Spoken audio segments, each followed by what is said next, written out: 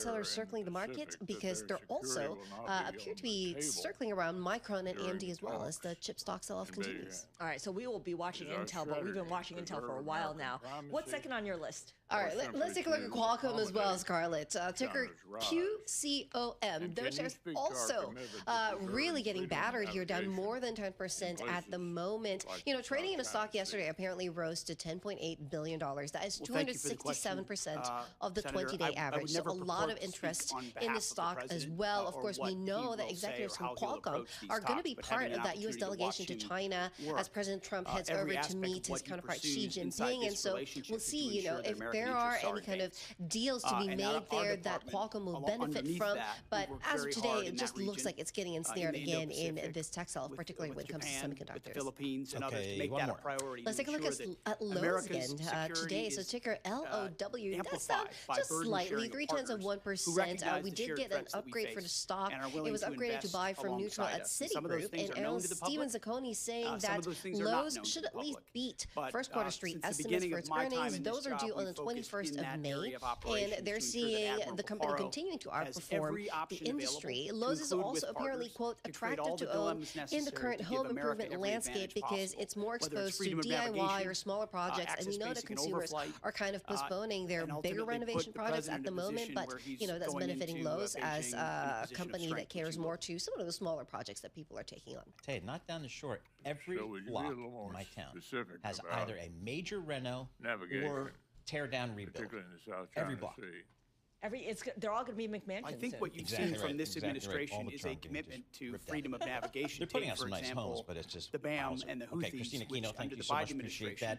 For more conversations like this, subscribe to our Stock Movers Reports. Listen for 5-minute audio reports on the biggest winners and losers in the stock market. Subscribe to Stock Movers on Apple Podcasts, Spotify, 50 days, and the Houthis stopped shooting at our ships. It wasn't a nation-building exercise. We did get the eco data this morning, inflation data at the consumer level. Just the highlights, you know, CPI top line 0.6% month-to-month, right in line. Actually, a little bit less than last period, but core came in at 0.4, higher than expected, and twice what it was last month. So there's definitely some angst out there. And just the other headline number, on an annualized basis, CPI up 3.8%. That's the one I can't stop looking at, right? Because that's a pickup from 3.3% in the prior period. Yeah, that's no bueno, as they say in the trades here. Michael McKee, he's an expert on this international economics and policy correspondent. Michael, should we be concerned about this? This is, if I'm the Fed, I'm not liking the direction here. No, you're not liking the direction. We had Austin Goolsbee, the Chicago Fed president, spoke on NPR today after the report came out, and the quote from him was, "We have an inflation problem." And it's sort of like, yeah. And what's worse, and this is more of a political problem than an economic problem, although it's bad economic news, is when they put out CPI, they deflate the average hourly earnings numbers to take out inflation. The lessons learned from in the month of April, people's average hourly earnings went down 0.2%. So you're losing on both ends. And that's a political problem for the. I was just saying that to Henrietta Trez. If I'm at the RNC, I'm nervous, I would think. This isn't. Oh, I'm sure they're very nervous. This is one reason they're trying to, you know, gerrymander all the districts, because right now, if James Carville is right, which he always seems to be, at some point, yeah, it's the economy, stupid, and the economy is not looking good. We're not seeing the bad news of at the moment any kind of imminent downturn. We may see growth slow some, but it just depends on how long the war goes on and how long that means that energy prices keep going up. Not only did gasoline go up 5.4% today, but electricity went up 2.1%. So if you have an electric car, you're not you know, all that happy either. But the thing is, the Fed can't do anything about it, really. So at this point, they can just watch. But that also means Kevin Warsh can't do a whole lot either. but he also has a cover. I mean, he's got a reason why he can't do that much. So that was CPI, and that was today. Tomorrow we get PPI, which is wholesale inflation, which oftentimes is a leading indicator for CPI. What are we expecting to hear when it comes to wholesale inflation and what it might mean for consumer prices? Well, probably Senator, worse news in the sense that they're capturing upstream prices. The difference between the two is CPI is what you pay. PPI is what Israel's the Air people Force who and their sell ability, things will, to and their you and others capability is a demonstration charge. to the world. And there are other allies PPI like is that. obviously we need going more of up them. because So at this flags point are not the goal. The number they're of flags paying involved in an tariffs operation are and not the they're goal. paying the higher the goal prices is the number of capable for formations supplies who that can they can't actually get because fight of the war. alongside the So American fighting man PPI and woman. is So it's not expected to hit just us 4.8% all the time. I saw that in Iraq. I saw that in Afghanistan. Our generation has experienced Even that. more no bueno. No administration more has no done bueno. more Now, it doesn't to ensure that directly our allies and translate partners realize because they there are a need lot to of step middlemen up between so that we the can amplify our sellers and capabilities. you. That's what burden But sharing it does is all mean about. It's not there just will we be carry the inflation burden in for the other pipeline. countries. And It's the other real countries question that is capable now of we're coming 2 months alongside us into as well. this, and even if the war ended tomorrow, which nobody thinks it will, the analysts for all these industries are saying, well, it's going to take 2, 3, 4, 6 months to normalize supply chains. And we'll see a collision with the election by and to then. bring prices back down. So I think it's very encouraging that European look countries good have stepped up to for ensure anybody. that Ukraine can defend itself. There you That's go. a very good development. So we're also going to get, I guess the question is the consumer. Thank you, Mr. Chairman. I don't know.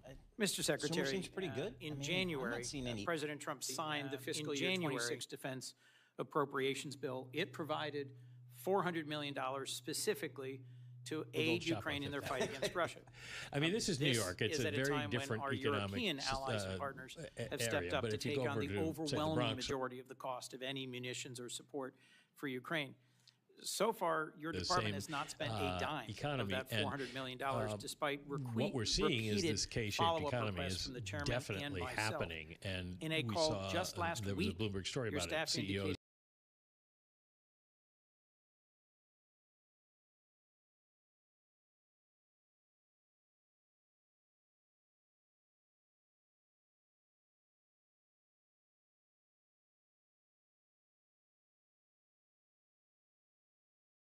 the stock market keeps going.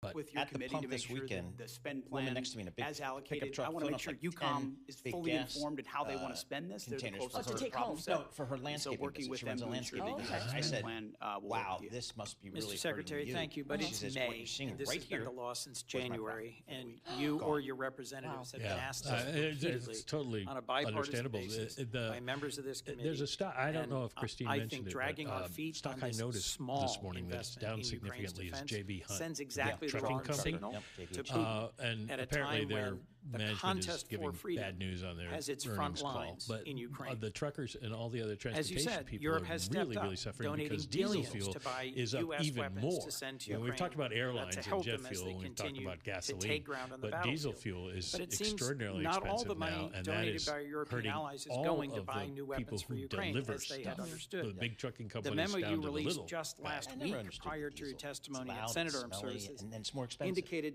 But it's DOD more fuel has and efficient. will continue to I was divert never some a of these diesel guy. Now funds I'm definitely not. back into DOD All right, Mike accounts McKee, for thanks so our much. own Appreciate use. that. International economics Will and you policy commit, Mr. correspondent for Secretary, Bloomberg to News. spend All right, every so dollar President Trump leaving donated today for by China. He's our got a plane European full of allies for executives, Ukraine including on new an weapons executive for capabilities Boeing. for Yep. Ukraine? And boy, when you think about a company that's The leveraged Pearl to Initiative, China, which you're referring to, I was always think of instituted Apple, underneath but this Boeing's administration right so that there.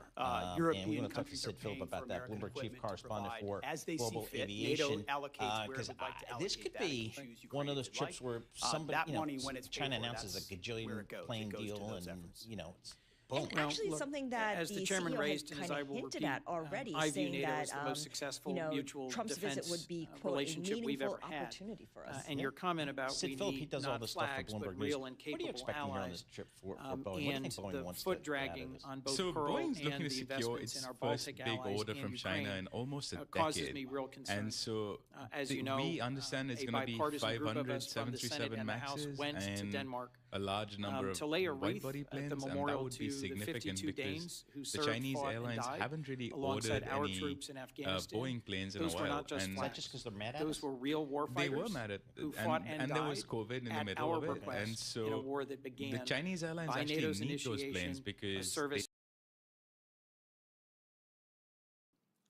We're sending the wrong signal by the president's announcement of the intention to withdraw 5,000 troops from Germany. Could you help me understand what is the strategic reason for a drawdown of U.S. troops from Western Europe?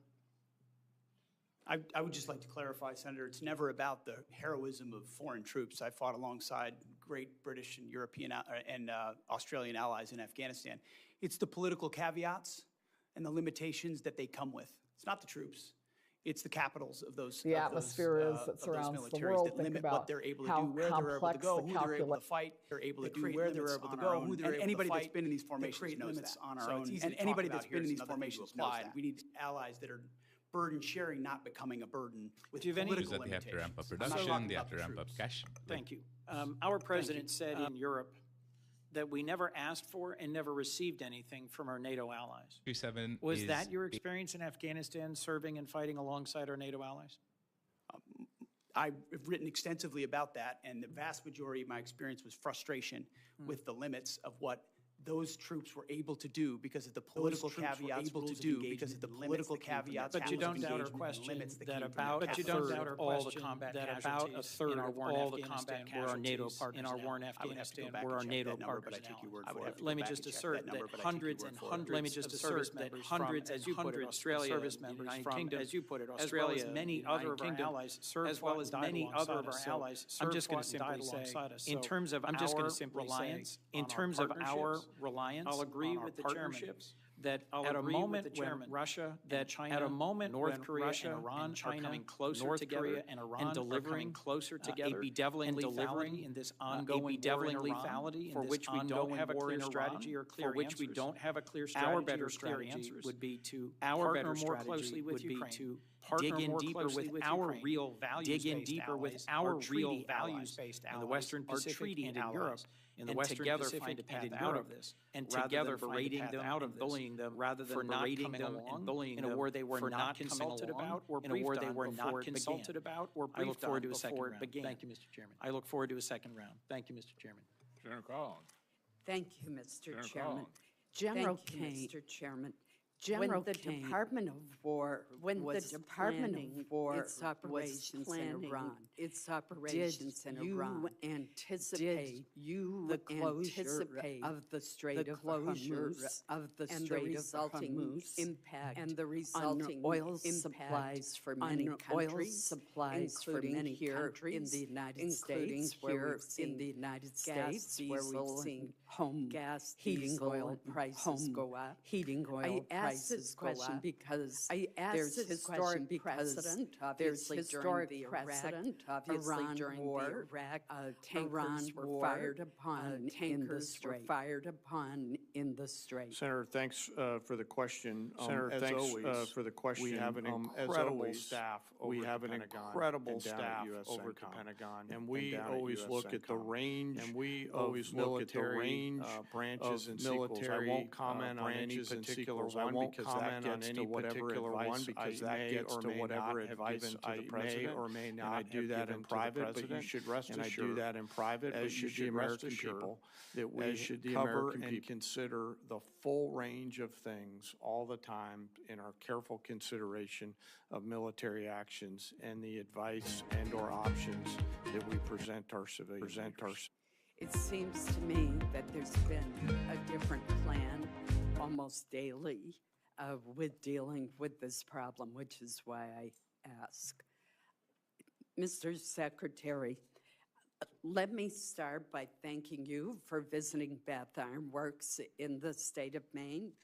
The workers were very pleased to greet you and hear your encouragement and praise.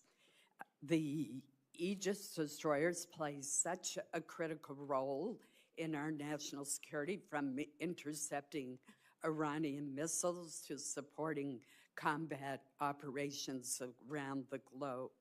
While visiting Bath Iron Works, you correctly described the DDG destroyers as the workhorse of the fleet and emphasized maxing out on DDGs sends a message to the world. I was also delighted that you noted that Bath built is best built, a slogan of which we're very proud. I fully agree with all those sentiments.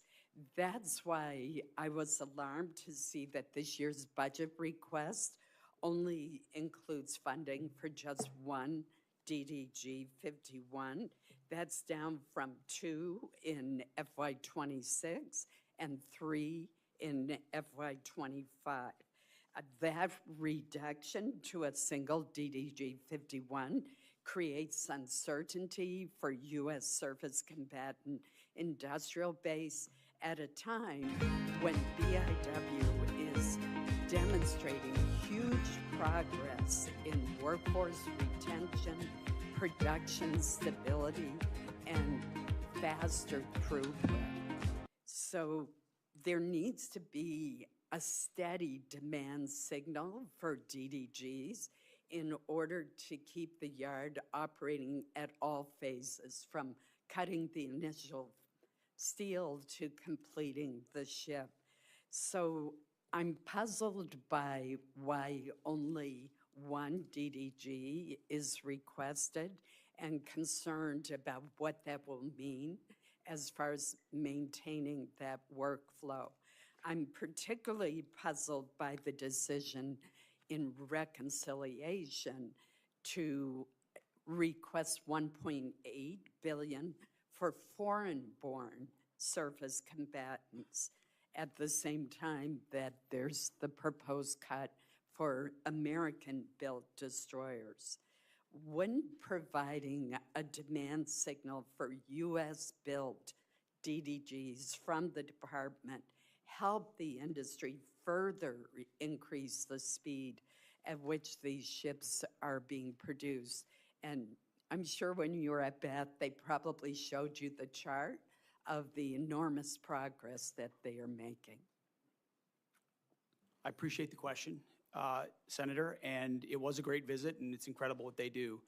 To both your questions, the answer is shipbuilding capacity, and that's why we invest, $65 billion in shipbuilding in our shipyards, is because the reason for our request of that number is the ability to build them and how quickly.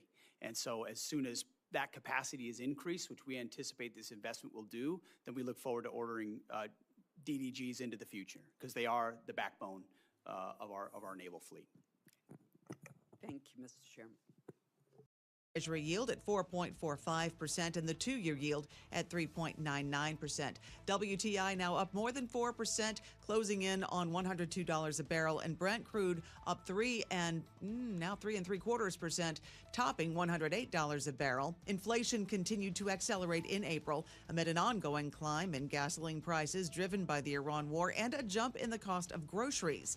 Consumer prices climbed a sharp 3.8% last month. The figures show how the impact of the war is hitting the U.S. economy as energy costs surge. For on-demand news 24 hours a day, subscribe to Bloomberg News Now wherever you get your podcasts. I'm Amy Morris. That's a Bloomberg Business Flash. Now back to Bloomberg Intelligence with Scarlett Fu and Paul Sweeney. All right, Amy Morris, thank you so much. We appreciate that. Scarlett Fu and Paul Sweeney were live here in our Bloomberg Interactive studios. We're streaming live on YouTube, streaming live on Bloomberg.com as well. Sell-off in the marketplace today, but we've been just ripping it here. Market's been looking past the uncertainties of the Iran war, uncertainties of tariffs, uncertainties of rising inflation. But we got definitely a little punch in the nose here today on the inflation front with that CPI print. James Abate joins us here, Managing Director and Head of Fundamental Strategies at Horizon Investments. He's zooming in from New York. James, thanks so much for joining us here today. What'd you make of that inflation print today? And does that present maybe another little brick in the wall of worry here? Sure it does. I mean, clearly, the issue that's impacting the consumer today is that hourly wages have not kept up with consumer inflation. And this is resulting in real wages declining. It's being exacerbated by the impact on fuel prices and supply disruptions from the continuing conflict in Iran. I mean, today's CPI report reinforces these dynamics, as well as the continuation of the low fire labor market, which is putting a ceiling on wage growth. Even last week, I don't typically put a lot of weight on the Michigan Consumer Sentiment Index because it's a coincident indicator and not really efficacious to other economic indicators. But that being said, it's hard to ignore the fact that the reading from last week was at a level lower than that during COVID, the collapse of Lehman Brothers, and even the harsh recessions of 1981 and 1974. Yeah, no, that's a really good point. I mean, the soft data is usually poo-pooed, but at some point you do need to pay attention to it. And the anecdotal from company CEOs is that some of their customers are really having difficulty paying up and will continue to do so as long as oil prices stay elevated. So how much longer can we see this divide between the U.S. stock market just powering higher, and I know today being kind of an exception, and the data, at least when it comes to sentiment and soft data points, indicating that people are really not feeling good? Yeah, there's definitely a stark difference between consumer spending expectations while corporate S&P earnings are moving higher, with even profit margins exploding to ever higher peak levels. I mean, just anecdotal news from Costco, Wendy's, Planet Fitness, etc. It's telling you that this year we have two divergent economies. Investment is rising robustly while consumer consumption is slowing. But that being said, on the corporate side, growth and economic profits continue to improve. After a 4-year manufacturing and non-tech investment malaise, we've got expanding sales growth, margins powering higher, alongside an increase in investment. So we've got operating leverage kicking in after a long period of restructuring and capacity utilizations as well. So, clearly a big part of this investment boom is from AI. The big hyperscalers are set to spend over $700 billion this year and maybe $1 trillion in a couple of years. This is another important point. Countries are starting to recognize the importance of AI within the context of national security. And the U.S. is home to almost half of the approximately 9,500 data centers in the world. So we'll see the rate of growth outside the U.S. pick up substantially over the next few years. And it's not just semiconductors. I mean, IT equipment is 80% of the $40 billion of a traditional data center. I mean, the rest is equipment. That's electrical, thermal, as well as engineering and what have you. So, from our perspective, this doesn't include the power generation as well. So right now, stay with the picks and shovels, the companies that will profit, even if AI technology itself doesn't result in the productivity boom. But you're right. I think this can, put strain on the consumer part of the economy, which is almost 70%. But given the fact that we have a high degree of visibility on both AI spending from the hyperscalers, as well as the fiscal stimulus coming about because of a huge increase in defense spending, there's a continuation that those downstream type of beneficiaries, right, makes it worthwhile to we continue to see as ride the lightning by remaining concentrated in tech, industrials, and materials and infrastructure related companies. Hey, James, that concentration risk is coming back into the marketplace. We'd kind of had some rotation out of the techs late last year, but boy, the big tech names are roaring back. I'm concerned about it. People are telling me, don't worry about it, because that's where the earnings are. How do you think about that concentration risk? Well, the thing is, I've been around a long time. I've been managing money for over 30 years, and speculative manias have been up and down, and clearly today's level of speculation is very high.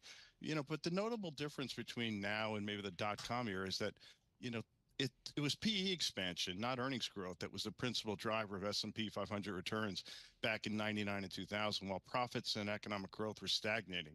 And even in the non-tech sectors, they were stuck in a recession that began with the Asian currency crisis back in 97. And, lastly, forget the Federal Reserve was tightening aggressively back then, amplifying the pressure on the industrial economy. And the 10-year note was almost 200 basis points higher than it is today. So, we don't have the speculative excess, I think, in the sense that, remember the number of technology related IPOs that we had which were breathtaking back then. I think there was almost 400 IPOs between mid-1999 and early 2000, most of which were just mundane consumer businesses that were lipsticked up as technology concerns. So, from our perspective, again, the thing is, continue to ride the lightning here with, the companies that are the downstream beneficiaries of this industrial CapEx boom that we're in, mainly technology, defense-related companies, infrastructure. But at the same time, don't be naive. And what we do is we maintain a protective put overlay to act as insurance against any significant drawdown coming about in the market if we see disruption to that very strong profit growth story that we see underpinning most of the market at this point in time. All right, good stuff. James, thank you so much for joining us today. James Abate is Managing Director and Head of Fundamental Strategies at Horizon Investments. One of the stories, Paul, that's got you and me scratching our heads is eBay. GameStop's bid for eBay, a company that is 4 times its size. Ryan Cohen, of course, making this very dramatic takeover offer for the company. eBay has now rejected that $56 billion takeover offer, calling it neither credible nor attractive. I think that pretty much tells you what it thinks. I did investment banking for a long time, and I can get very creative with capital structures, but I have a hard time seeing how they would finance this thing. All right, let's bring in Cecilia D'Anastasio. She is our video game reporter here at Bloomberg. Nice. Great to see you, Cecilia. Thank you for having me. What was the thinking behind GameStop in making a bid for eBay? We actually didn't get a lot of insight into what CEO Ryan Cohen thought that the proposed synergies could look like. He never really went out and said, hey, we run a video game, retail company, but also we're doing really well in collectibles. We're doing really well selling Pokemon cards. eBay also doing really well selling Pokemon cards and baseball cards. We could have heard that in any of the interviews that Ryan Cohen gave, but he didn't actually really go out and say that. In fact, when he was given questions about what the combined company could look like, he often sort of dodged. So, what's the story with GameStop these days? I'm not a gamer. Thank goodness, most of my kids are not gamers, but it's almost a meme stock. But what's the real call on this company these days? It's interesting because GameStop could be doing a lot worse than it is doing. They shuttered thousands of stores over the last couple of years. It used to be a big ubiquitous presence at your neighborhood strip mall, and gamers are increasingly purchasing their wares in online marketplaces and not at these physical storefronts. But GameStop is still hanging on. CEO Ryan Cohen said, we could be doing worse. It's not a great business, but it's hanging in there. We could be doing worse. It's not a great line that you want to hear from the CEO of a company's stock that you happen to own. So having said all of this, there's been some reporting that perhaps Ryan Cohen just wanted to boost the stock price of GameStop because there's some clause, I guess, in one of his compensation packages that if the share price reaches a certain level, he gets another big payout. Can you talk us through what's going on there?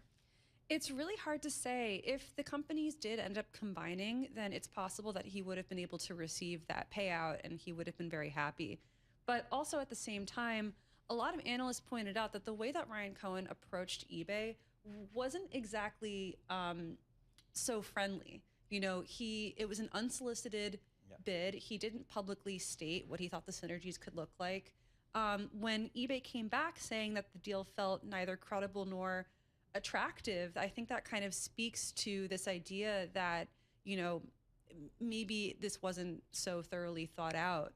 I think a lot of analysts are very, very confused about the tenor of this. CNBC interview did a lot to improve that outlook there. Yeah. What a disaster that was. So do you think GameStop would pursue a proxy fight and take it to that next step? It's possible.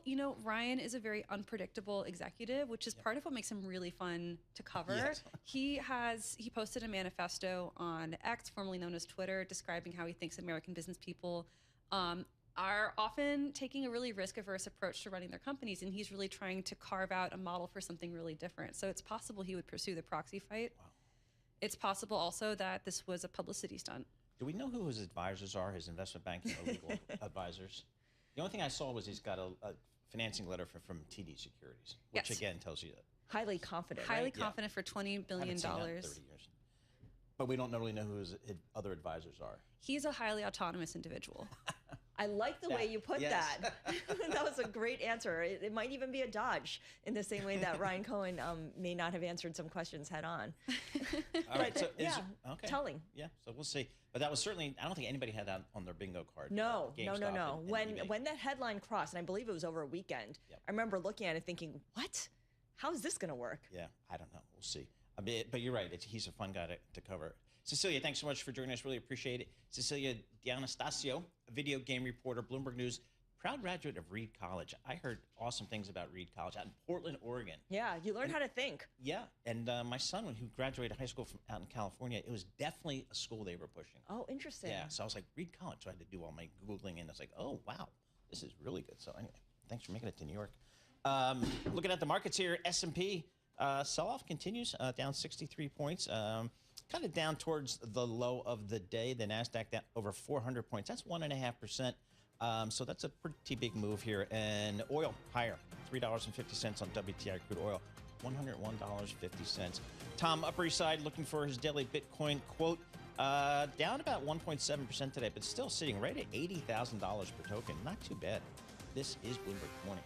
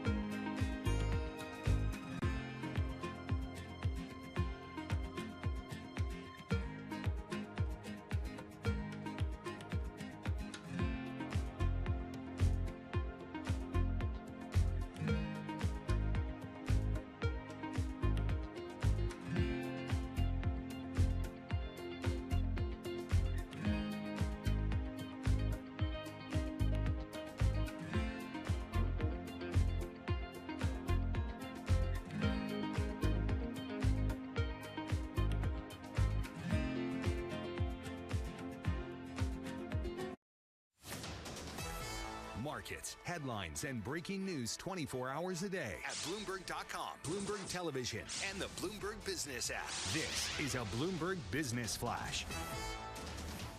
It's 11:40 on Wall Street. I'm Amy Morris. This Bloomberg Business Flash is brought to you by Chapter. The average couple spends more than $300,000 on health care in retirement.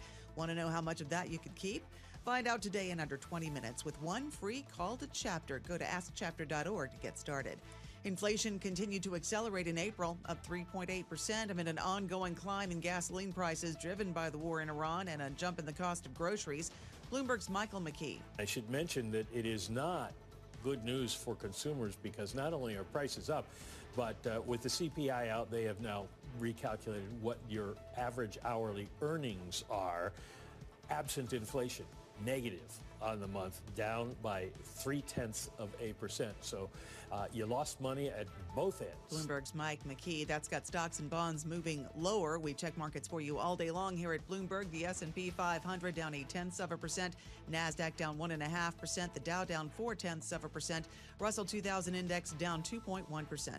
The 10-year Treasury yield at 4.44%. The 2-year yield at 3.98%. WTI up more than 3%, now near $102 a barrel, and Brent crude closing in on $108 a barrel. For on-demand news 24 hours a day, subscribe to Bloomberg News now wherever you get your podcasts. I'm Amy Morris. That's a Bloomberg Business Flash. Now back to Bloomberg Intelligence with Scarlett Fu and Paul Sweeney. All right, very good. Amy Morris, thank you so much. We appreciate that. It is Scarlett Fu. It's Paul Sweeney. We're live here in our Bloomberg Interactive Broker studio in New York City, streaming live on YouTube as well. AI, it's impacting seemingly all parts of our life, all parts of business and the economy.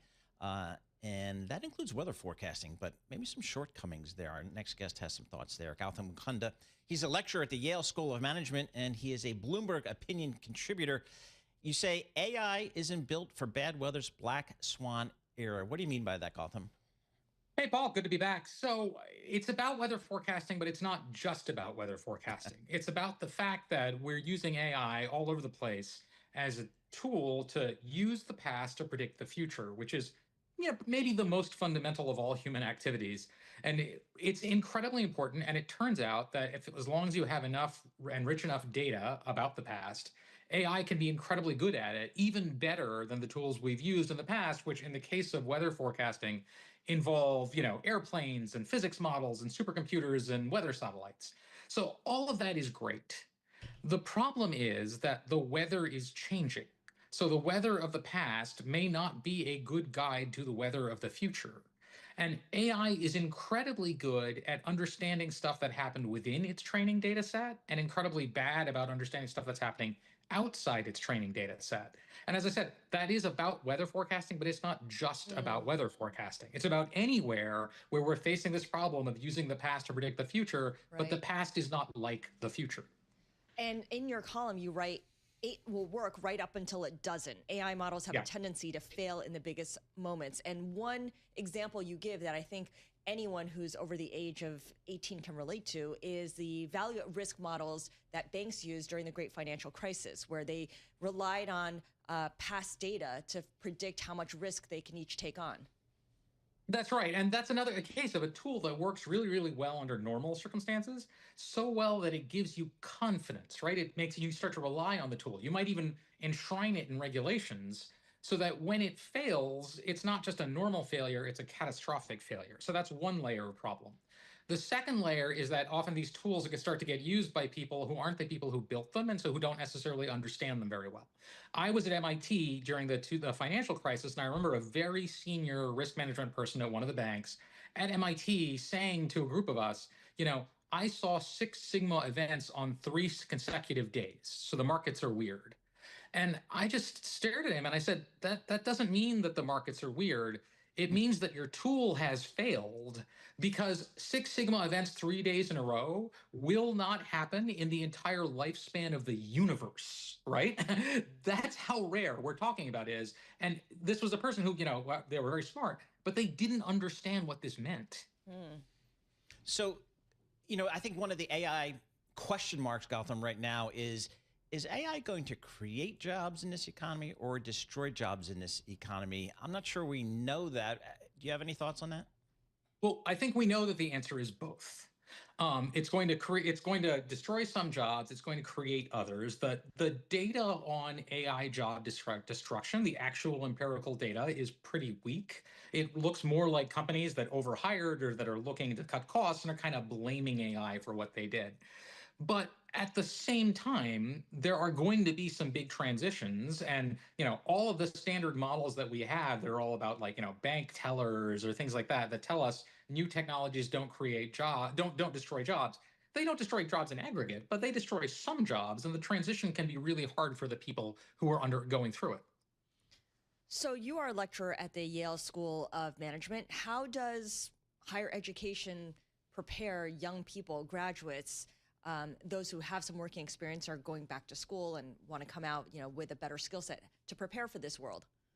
So I think there are two things we need to think about really hard here. One is that one of the really interesting things about AI, at least as it's currently structured, is it seems to be a magnifier, not a compressor, right? So if you think about power tools and construction equipment made brute physical strength less important if you were working in manual labor.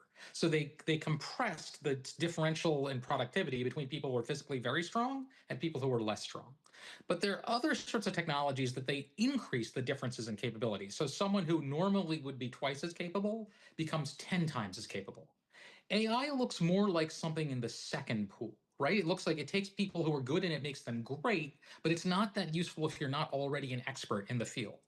And so someone has to create those experts. That's the one thing that schools can do. The second thing is that schools are, like at their best, and not all schools do this all the time. I'm not defending that, saying that at all. But at their best, schools can teach people to think independently of these skill sets. And you're even seeing AI companies coming out and saying that humanities skills are really, really important. Yep, that's what I'm hearing. Yeah, so something I've been quoting at all my programmer friends with great joy is when there was all this turmoil before, people were saying they would the responsibility would be, you guys need to learn to code, right? And so now the AI is doing the coding, and I said, you guys need to learn to ode. So, I mean, that kind of goes to one of the things I'm learning from the young folks is it's the ability to ask AI the right question. The prompts. Yes, the prompts. And in your world, your day-to-day at a university environment, Gautam, how's AI impacting your world? So a lot in multiple different ways. So it's not just learn the prompts. It's you have to know enough to know when the AI is wrong. Mm-hmm. That is actually, I found, the single most important skill. So I used AI to help me create the syllabus for a course. It was amazing. It took what would have been a week of work and let me do it in a day. I was blown away. But several of the things that it gave me were wrong in ways that you had to be an expert to understand were wrong. But another expert would have seen this and thought I was an idiot, right? So that was a really important distinction. And what you're seeing first is look, cheating is a huge problem. We've had to crack down on that. Written exams, take-home exams, I think.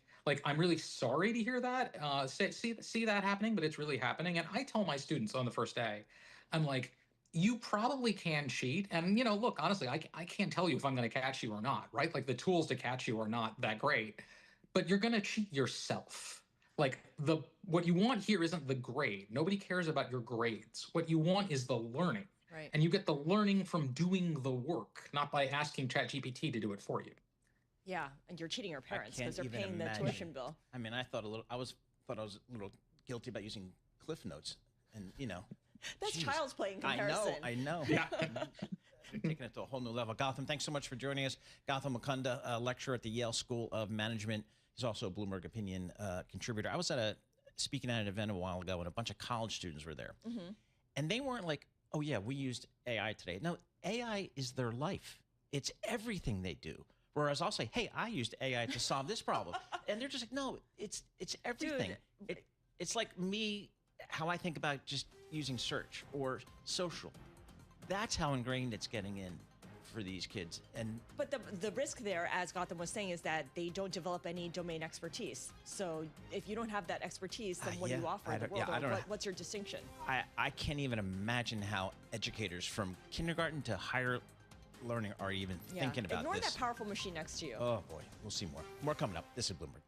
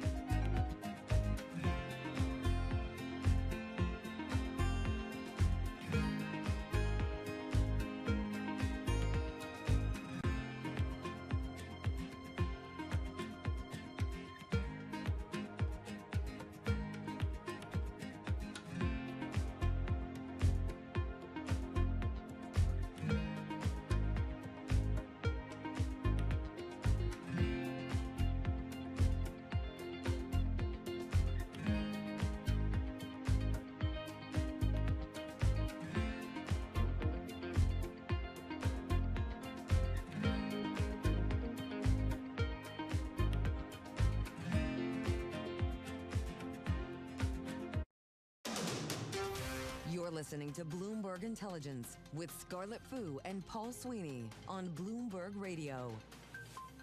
Earnings season, we're still in it, particularly for the retailers. So we'll get to that in just a moment. Scarlett Fu and Paul Sweeney live with you here in the Bloomberg Interactive Broker Studio, streaming live on YouTube as well. Under Armour reported some numbers today. I didn't see them, but they can't be good. The stock's down 16% here. But I know somebody who does know what's going on here. Lily Meyer, she's a retail reporter for Bloomberg News, joining us live here in our Bloomberg Interactive Broker Studio. What did Under Armour have to say that maybe the market didn't go for? Yeah, so I think Under Armour disappointed investors. I think that their revenue for next year or this current year is not as high as they expected, and their earnings per share was also lower. They also mentioned the Middle East conflict as impacting their sales and the split from the Steph Curry brand hitting their bottom line. So my question with Under Armour, I'm a Nike person, by the way, full disclosure. Always have been, and I'm not switching. But it's competitive. I mean, there's Nike out there, Adidas, for those of us in the know, we pronounce it that way. And I'm just not sure. There's so many niche players. I mean, the kids here at Bloomberg, they wear all different kinds of sneakers that I've never seen before. How does Under Armour fit in there, do you think? Yeah, I mean, I think it's a really competitive space, like you described, both on the footwear side and the apparel side. I know Under Armour, as part of this restructuring plan that they've been going through recently, has been trying to really slim down the number of SKUs that they sell, kind of streamline the products and also cut back on their discounts. So is this, I understand that it's really a product-driven business. You can't just crank out the same sneaker year after year after year. I mean, every year, it's like it is fashion. Mm-hmm. Do they have the resources? Do they have the capabilities to really compete against the bigger players? Yeah, I mean, it'll be interesting to see. The hard thing with some of the retail innovation cycle is that it takes like 18 months, to start seeing some of that new product actually hit the shelves. So I'll be interested to see what they come out with. You mentioned they lost Steph Curry. That's a big name. Mm-hmm. How do they think about using athletes as part of their marketing promotion strategy? Is it core to them? And how big of a loss was like Steph Curry? Yeah, so for Steph Curry, I mean, that was a big deal. They had worked with the Curry brand for a long time. That was a really essential part of their basketball business. So this quarter, they said that for this coming year, the Curry brand separation made it so that their revenue was down slightly. If they had stayed with Curry, it would have been flat for the year. So it'll be interesting to see, if they try and sign more big names or what comes next. I mean, there's kids coming out of college every year. Are they going to be aggressive? What did they say their strategy is there? Because it's a tried and true strategy, particularly for athletic wear. Nike's seen it. I mean, Michael Jordan, that's the great example. But are they committed to that strategy, do you think? Yeah, that's a good question. I mean, they definitely work with athletes. I'm curious to see how that will evolve moving forward, especially without Curry. What's the tariff situation with some of these shoe companies these days? I mean, do they even talk about it anymore? Because I know a lot of the retail companies, and others as well, used to just give you a number. It cost us $500 million this quarter or $40 million this quarter. Is it still an issue for these apparel companies? Yeah, it's interesting. So it's switched a little. Now they're talking about what their expected tariff refund will be. So they're baking that in more on the positive side. I think, there's a lot we still don't know about what companies will get out of tariff refunds, if they'll get the full amount, what that process will actually look like, how long it will take. But that's the discussion now is, the upside from that refund. Now, companies have you have to go file and say, I want a refund, right? Mm-hmm, mm-hmm. Now, has the Nike done it? I'm thinking of the big name in your retail store. Has Nike actually done that, for example? Yeah, so a lot of major retailers have sued for tariff refunds, and I think it'll be interesting to see as they become more of a reality how companies will go about it. There still really isn't there isn't, I guess, a policy framework to get the money, right?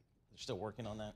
From my understanding, I think it's still in process. Now the question is, if Nike gets money, what do they do with it? Do they give it back to me, who paid a tariff on my kicks here, or what? We don't know that. Yeah, I mean, I think that will be really an interesting thing to watch. I think consumer reaction will be interesting. Consumers who have had to face those higher prices, but also the company that's had to shoulder a lot of it. Yeah, it seems like most of the companies have taken it in their margin as opposed to passing along to consumers. Lily, thanks so much for joining us. Appreciate it. Lily Meyer, retail reporter, Bloomberg News, joining us live here in our Bloomberg Interactive Broker studio. Under Armour out with some numbers. Stock trading down about 15-16% here today. Just looking at the markets here, sell-off continues. S&P off 6.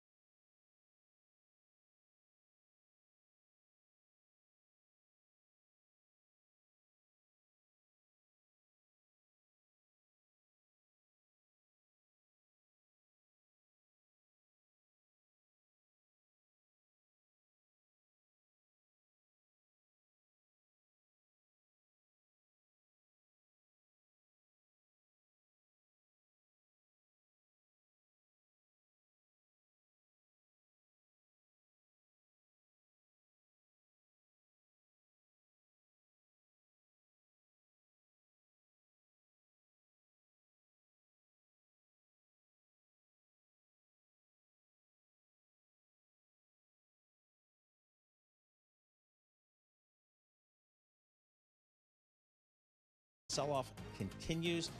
The dollar showing a little bit of strength here today, so we'll see how that plays out. DXY 98.37. More coming up. This is Bloomberg. Good morning.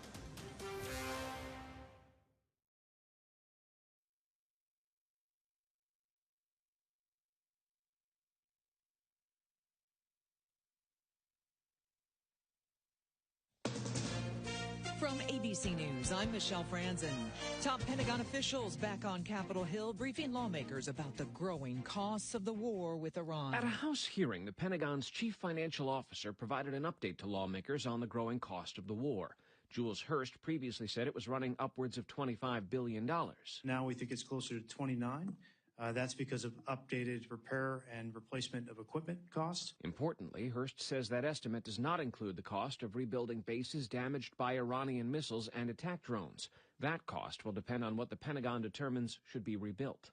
Stephen Portnoy, ABC News, Washington. President Trump departs later today for Beijing for his meetings with China's leader. Secretary Pete Hegseth says he'll also travel to China. Economic pressures, meantime, due to tariffs and the war showing up in the latest inflation data. Here's ABC's Elizabeth Schulze. This inflation report shows that prices are going up overall at the fastest pace now in 3 years. That 3.8% inflation rate, a lot of that driven by the spike in gas and energy that we've seen since the start of the Iran war. So that rate, that 3.8% rate, we have not seen inflation been going up at this pace since May of 2023. The Federal Reserve Bank of New York, meantime, releasing data showing household debt for Americans reached an all-time high of $18.8 trillion in the first 3 months of this year, driven by higher balances on mortgages and auto loans. 18 passengers from the Dutch cruise ship hit with the hantavirus outbreak remain in quarantine at facilities in Nebraska and Georgia. One person tested positive, another developed symptoms. Officials say the majority are asymptomatic. Passenger Jake Rosemarin says he'll stay in Omaha for the full incubation period. My plan right now is to stay for the 42 days. I think that is the best decision that's for me and for my family, and I know that here I'm in the best care possible. You're listening to ABC News.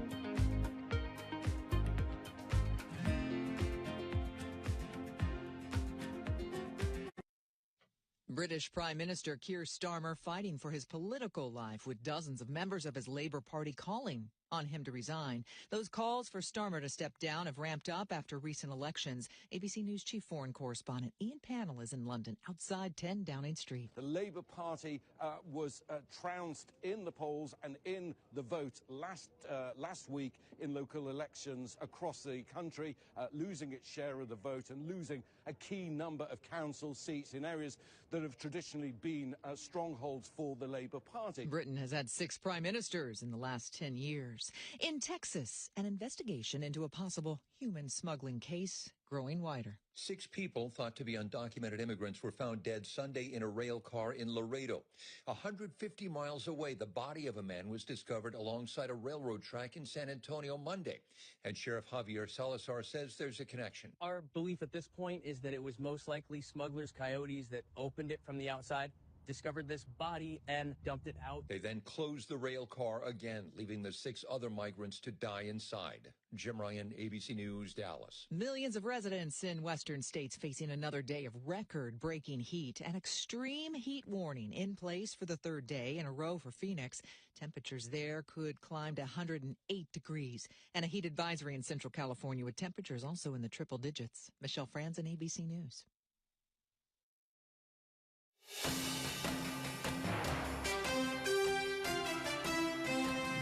Live from Washington, D.C., this is Balance of Power with Joe Matthew.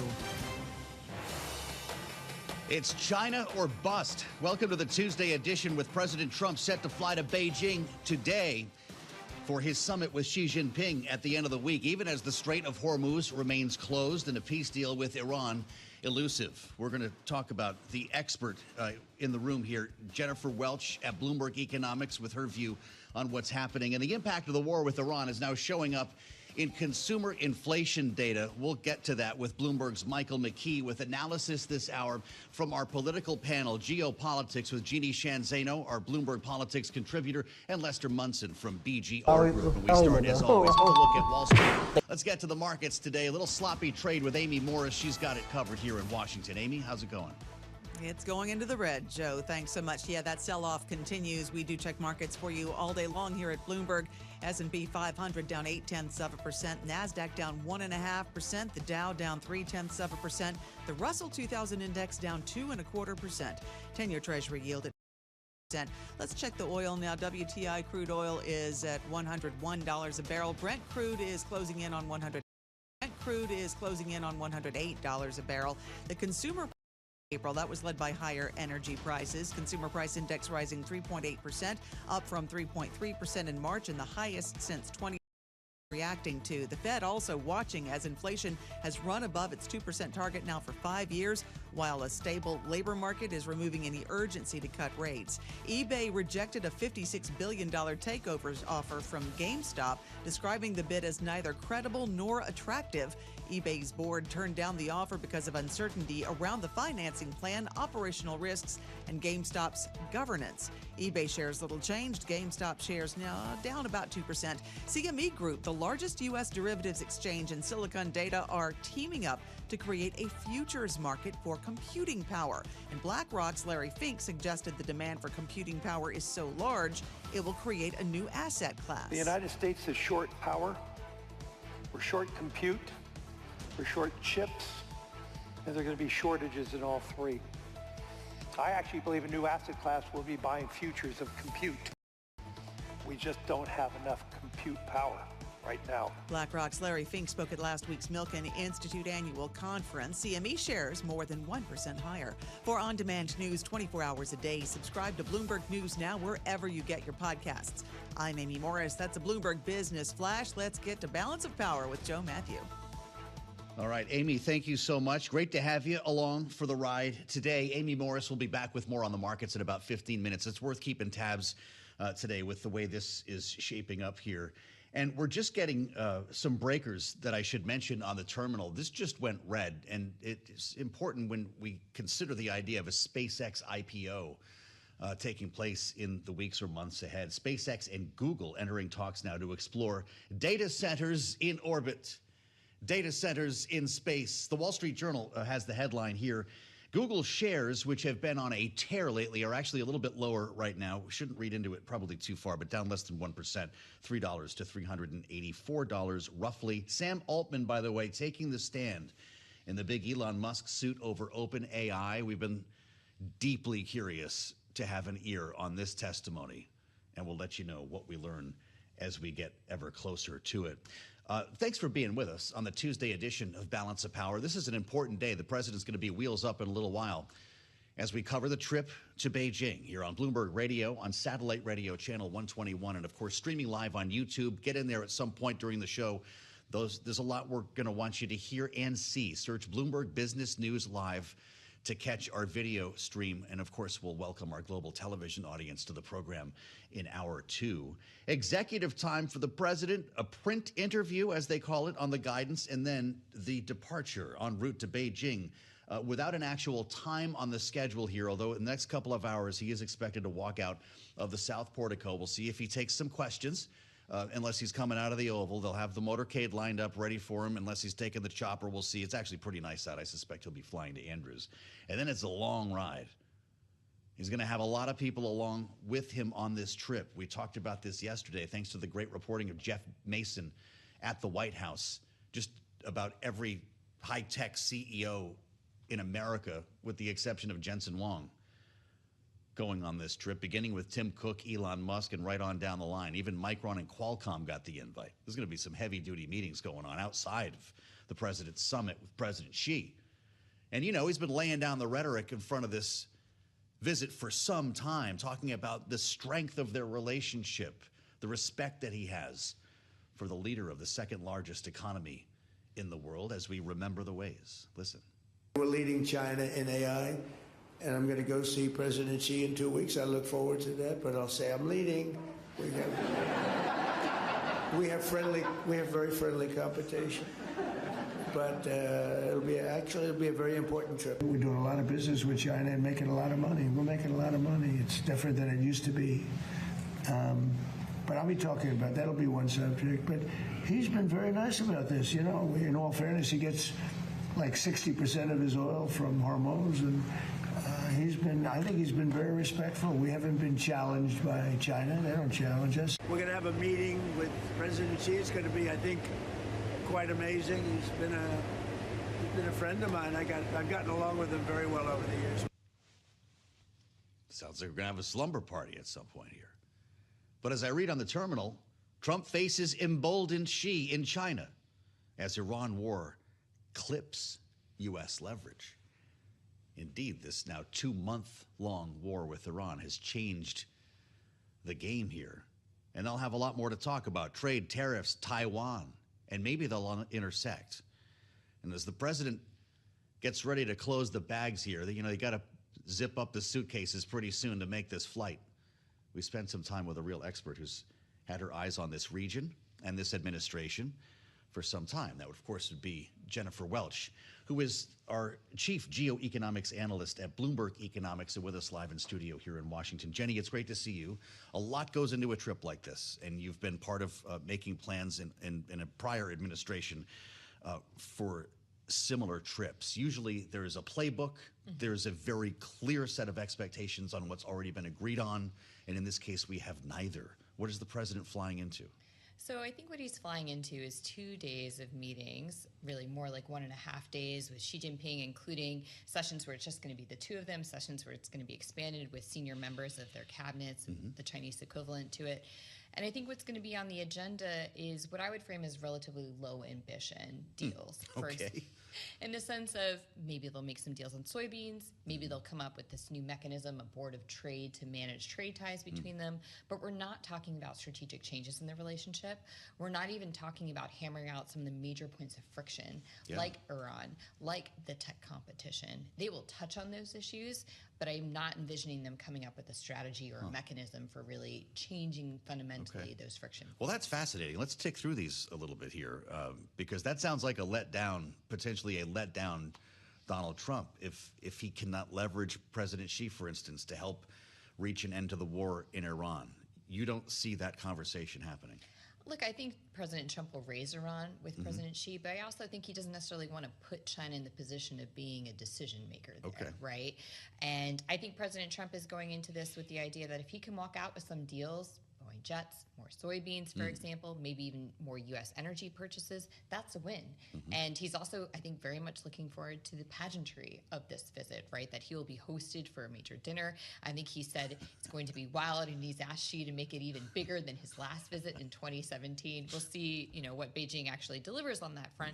But I think for him, the opportunity to travel abroad, to have the headlines be about something other than Iran, that in itself is a win. So I think he's actually probably pretty comfortable with where things are likely to net Does out. she have an ask for Trump? You just closed the strait where I get more than half of my oil. What do we do about this, I'm sure Mr. President? President Xi will definitely be raising the blockade and China's deep concerns about reopening the Strait of Hormuz, ideally free and unconditional. They also are concerned about the idea of tolls or other sort of regulated passage through by Iran.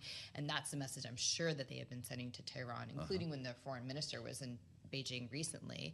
I think the second major issue that China's really likely to harp on is Taiwan, and in particular U.S. arms sales to the island. Okay, let's get into this. The president acknowledged it yesterday that it's going to come up. What does he mean when we're going to talk about weapons sales to Taiwan? So I think what he means, but he left a lot of ambiguity that's gotten people uncomfortable. He said something similar back in February that also had us all spun up about, is he talking about negotiating U.S. arms sales to Taiwan with Beijing, which is explicitly against U.S. policy. I think what he meant, giving him a little bit of the benefit of the doubt, is more, she doesn't like the fact that the U.S. sells arms to Taiwan. We're going to talk about Taiwan. I don't think he meant we're going to, in policy, start to negotiate this issue with Beijing. This is two guys talking. Yes. Now, to be clear, though, there are plenty of risks still there. Taiwan, as someone who wrote the talking points for President Trump and President Biden on this issue, it requires a real delicacy and, frankly, pretty esoteric language that the average person would not necessarily come naturally to. And the risk that you have, especially with someone like President Trump, who likes to talk his own way about things and not necessarily rely on formal talking points, is if you deviate even slightly from that, it can send inadvertently a signal to both Beijing and Taiwan. Somehow no longer the ambiguity that we're seeking. Will President Xi ask for a change in language from the president on this? There's been reports dating back to last fall that he was going to pose this to President Trump when they met in Busan. I'm personally a little skeptical.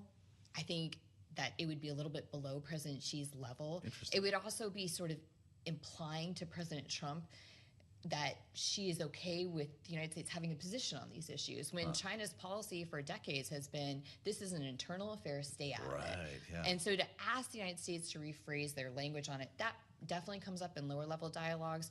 But I think for Xi in a leader level meeting, he's probably more likely to focus on more material things like the arms sales. Now, I'm sure he'll raise it. And the risk, again, is that the difference between the United States not supporting Taiwan independence and the United States opposing Taiwan independence, those seem like synonyms to the average person. In the context of Taiwan, they're actually pretty significant. This is what I mean by expert view. Now, Jenny, you mentioned jets.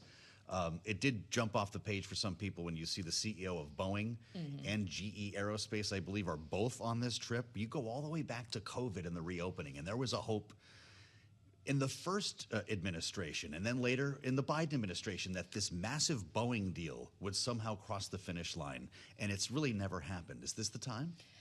I think this might be the best opportunity. China needs jets. China needs jets. They've been trying to make this sale for a long time. This is the first presidential visit to China since 2017. As you mentioned, there have been a lot of senior level delegations. I recall when Gina Raimondo went out under the Biden administration, there was a lot of hope that she would get it over the finish line. I do think that there's more optimism this time around, including from Boeing, that they think that something might happen. And the administration, too, has talked about the likelihood of deals happening, although they couched it a bit and said, maybe we won't announce them until after the trip. But I do think that there's the likelihood of something happening on that front. It's also somewhat easier for China to promise to make this big purchase when in reality it's going to take time for that delivery to happen, and it kind of like launches a process. That's often something we've seen in the past. So let's keep watching the fine print. Jenny, thank you so much. She makes us smarter every day around here, including her whole team, the geoeconomics team at Bloomberg Economics. They're the best we have. Jennifer Welch, look for her on the terminal and online. Michael McKee comes in next as we turn to CPI. It's starting to warm up thanks to Iran. This is Bloomberg.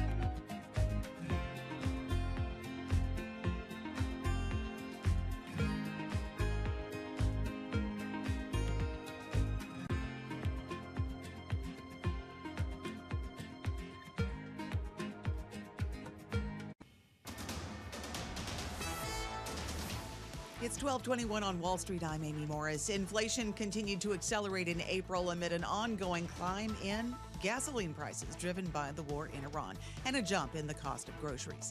Consumer prices climbed a sharp 3.8% last month. The figures show how the impact of the war is hitting the U.S. economy as energy costs surge. Checking those crude oil prices now, WTI topping $101 a barrel, Brent crude nearing $108 a barrel, both WTI and Brent more than 3% higher. A chip maker sell-off driving stocks lower. We do check those markets for you all day long here at Bloomberg. The S&P 500 down 0.9%, NASDAQ down 1.6%, the Dow down about 0.4%, Russell 2000 index down 2.2%, the 10-year Treasury yield at 4.45%, and the 2-year yield at 3.99%. Let's check Bitcoin really quickly. It's down 1.8%. 1%, hovering around $80,000. For on-demand news 24 hours a day, subscribe to Bloomberg News Now wherever you get your podcasts. I'm Amy Morris, and that's a Bloomberg Business Flash. Let's get back to Balance of Power with Joe Matthew. All right, Amy, thanks very much. Spending the day with us here on the fastest show in politics as we connect the dots between Washington and Wall Street. Amy will have more on the markets in just about 20 minutes' time. Of course, connecting the dots between conversations on this program as well. You just heard from Jenny Welch talking about, of course, the closure of the Strait of Hormuz, how that plays into the president's meeting with Xi Jinping. And now we turn to the impact that the war is having on our economy here.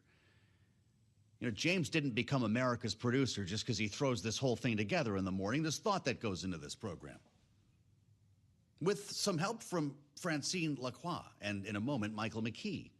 Francine sat down with none other than Jamie Dimon today, of course, the J.P. Morgan CEO, and they're out there at the big J.P. Morgan Global Financial Conference in Paris to talk about the fallout here, which no one can really quantify because we don't know how this is going to end.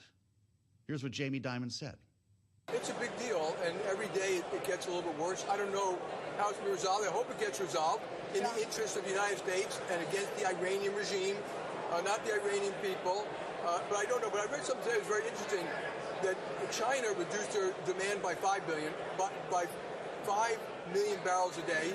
America increases exports by 3 million barrels a day. That 8 million is made up for a lot of what was lost, and which is maybe why it hasn't been as severe as people think. On the other hand, inventories are coming down. You know, gas wells may have to be closed and stuff like that. So it gets a little more serious every day. That day that it becomes a disaster has been pushed out quite further than we thought at the beginning. Do you worry about the U.S. consumer? Are you seeing signs of stress anywhere? I think the upper end, the top 50%, lots of money, jobs, wages going up, home prices going up, stock prices going up. They're spending like they should, you know, like they're buying, they're traveling. The bottom 30% is, I'm going to say, it's struggling a little bit. It's not a massive downturn, and of course, we'd like to help them, but their wages have not gone up. But more important than that, they still have jobs, and they don't have too much debt. They still have jobs, and that, you know, at the end of the day, what's going to drive consumer spending, consumer sentiment, that part of corporate profits will be jobs. What do you worry about? I know there's also the president's meeting with President Xi tomorrow in Beijing. I mean, does that have implications for the trajectory of America? Look, I don't know, but I would suspect they'll come up with that'll be a friendly meeting with some positives from both sides. I don't think China's going to give in to any major demands. I don't think we're going to make major demands. You know, we both have a lot of common interests. You know, anti-terrorism, anti-nuclear proliferation. You know, China is feeling its oats. You know, they have to deal with President Trump, so we'll see how it turns out. Okay, you had an amazing trading, actually, results. The trading was amazing in the last quarter. Yeah. How's it going now? Well, I can't comment on that. But, I mean, from the last time Troy spoke publicly, it was fine so far, but I can't give you other information than that. So.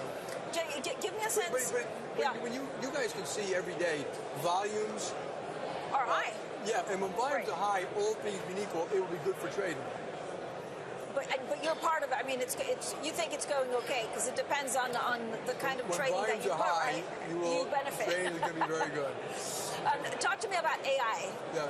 So I don't know whether you've also played around with Mythos. What did you see? Yeah. So AI, big picture, AI is going to cure cancers and reduce work weeks, and kids will live longer, and planes will be safer, and cars will be safer, and less people die, and you'll have new drugs. It's going to be good. And you know, but we've been using it now for 13 years. It does an amazing job in various different things. So we're going to deploy it to help our customers. There are two attributes that people worry about. One is Mythos. It's legitimate that this is so powerful and covers a lot of vulnerabilities, and we're all trying to figure out how to deal with it, not just for ourselves, but with all of our friends, big banks, small banks, you know, telecom. The government's on top of it. But a lot of the work will be done by enterprise. They don't have the ability to do a lot of that. So I think, you know, Scott Bessett's running it for banks, and I assume they've done it for other people elsewhere. So we're all getting our hands around it. It is risky. Everyone, and we actually publish, and people should look at this, like a list of what you can do now. Don't wait to get mythos, because everyone's going to get it at one point, but you can't give it to everyone. They can't handle it, or if it gets leaked out, it can be used by bad guys before we protected open source code and all our code. And so we need a little work to do to get it done right. And the other one is this job disruption where that may be true. We should get prepared for it. We should be breathless. And that to me is how do you create skills and reskilling. There will be a lot of jobs.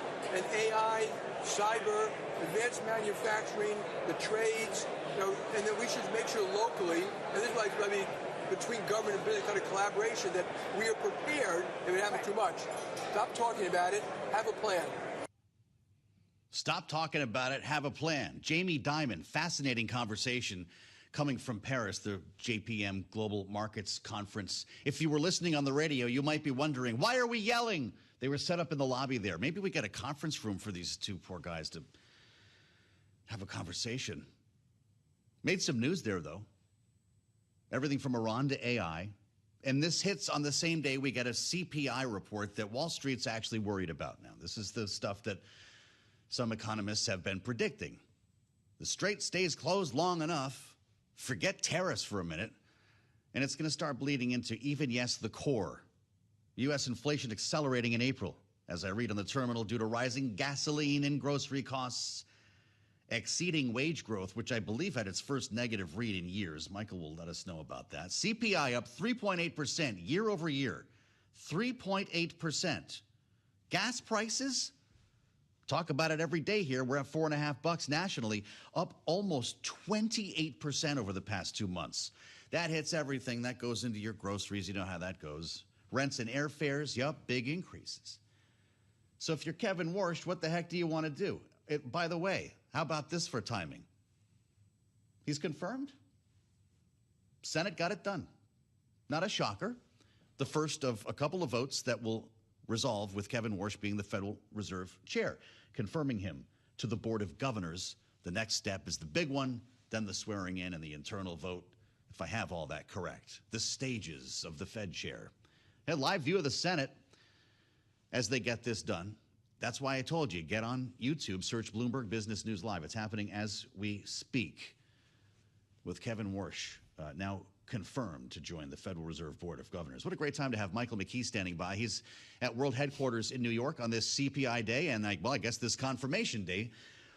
Michael, it's great to see you. How concerned do we need to be about these numbers? The Strait, even if it reopened today, we're closed, wouldn't be flowing normally for months. How bad can this get? It can get a lot worse. I mean, Jamie Dimon reminded me of two quotes about having a plan. Tim Geithner always used to say, plan is better than no plan. And Mike Tyson said everybody has a plan until somebody smacks him in the face. And I think the president and the administration just got smacked in the face by economic reality as you shut off the Gulf of Hormuz, the Strait of Hormuz. And oil prices are going to go up, which means gasoline prices are going to go up 5.4% last month alone. And then other things are going to start going up in price as well. And we saw that slightly with food, but some other products. So this is only going to get worse. So does Kevin Warsh, newly confirmed, have a brand new pair of handcuffs on here? Well, he's newly confirmed as a governor. He'll be confirmed probably tomorrow as the chair, although, as I understand it, they're moving into the cloture vote to set up that vote now. So, but once he's got the job, I mean, this is these are the handcuffs that will keep him from cutting rates. Exactly. He's not going to be able to come in and cut rates, even if he could convince the other 18 members of the Open Market Committee, which I'm fairly certain he can't. The markets wouldn't let him, not with inflation like this continuing to rise. So he's got to sit back and wait until there is some end to the war and some visibility into when prices might start coming down. Because the thing that's going to really make it worse is oil prices go up, they're immediate. But the second round effects, the things that you use petroleum for, are starting to seep into all of this. I noticed today J.B. Hunt, the big trucking company, stock's down tremendously. They use a lot of diesel, and diesel's up even more than gasoline. And that goes into these transportation costs, and the transportation costs are then get passed on to the consumer. So this is going to be a problem for a while. The transports are all having trouble here for good reason. And even if you start talking about eliminating the federal gas tax, and diesel is a larger tax, it's a drop in the bucket here. Fetterman, not a shocker, the only Democrat to vote with GOP. James got the vote here, 51-45. I'm guessing that's basically what you expected here, Michael, to kick off a 14-year term for Kevin Warsh. No other Democrats like this idea? No other Democrats, and the idea that Fetterman would vote for him is not a surprise. He voted last night for cloture. What was a little bit of a surprise is Chris Coons, the Delaware senator, voted last night for cloture, but then today voted against Kevin Warsh. I'm not sure what you accomplish, except maybe moving it to the floor to get it over with. But right now, for it before I voted against it. Yeah, right now I suspect that we'll get a very similar vote tomorrow. But they haven't scheduled it for tomorrow, but the expectation is it will be tomorrow for chair. Average hourly earnings, I mentioned at the top of the conversation, Michael, in our remaining moment here, down 0.3 from the year before. That might not seem like a lot, but it's the first drop in 3 years. What do you do with that number? You cry to your boss, I need more money. I mean, this was a report that showed the consumers were losing on both ends. Their incomes aren't going up now, and their outgo is continuing to rise. So it just makes it a worse political problem for the president. I'm not sure how much people pay attention to real earnings, inflation-adjusted earnings, but they know in their paycheck when it comes in. And they know when they have to spend the money at the grocery store or the gasoline station that things are not good. This is Trump data, right? This is all Trump data. Yeah, this is all Trump data. Okay. And all of the turnaround has been since the war started. CPI was moving lower. The Fed looks at PCE, which is runs a little bit lower than CPI, but is still going to be a big number for the month. And that's bad news for the Fed, bad news for consumers, bad news for the president. I had to ask because we were arguing about that for like a year. This is Biden data, so this is Trump data. This is Trump. And we've got something to worry about here. Michael, great to see you. The great Michael McKee with us live from New York with $4.50 on average for a gallon of gas today, according to AAA. We'll have more on the markets with Amy coming up, and we'll assemble our political panel next. Only on Blue.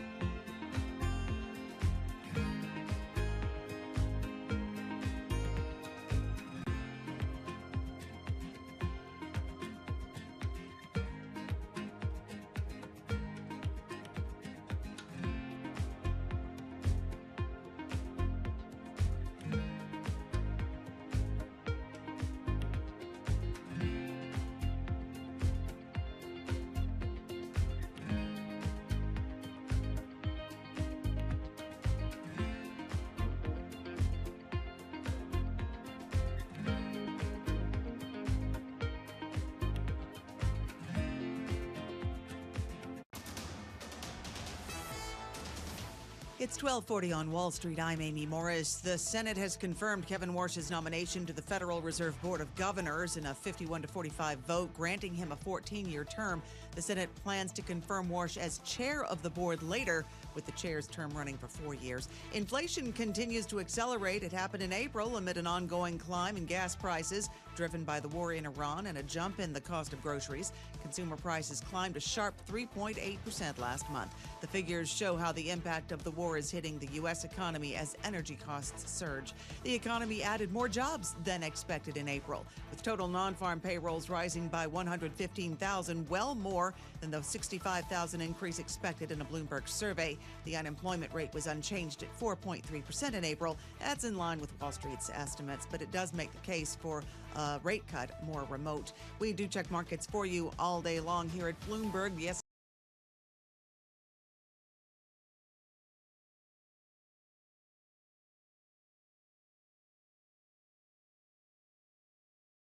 Your Treasury yield at 4.45% and the 2-year yield at 3.99%. WTI crude now at $101 a barrel. Brent crude closing in on $108 a barrel.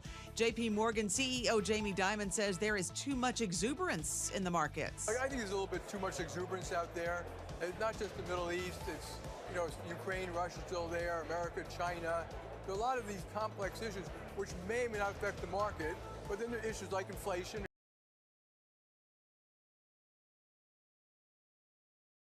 Morgan CEO Jamie Dimon.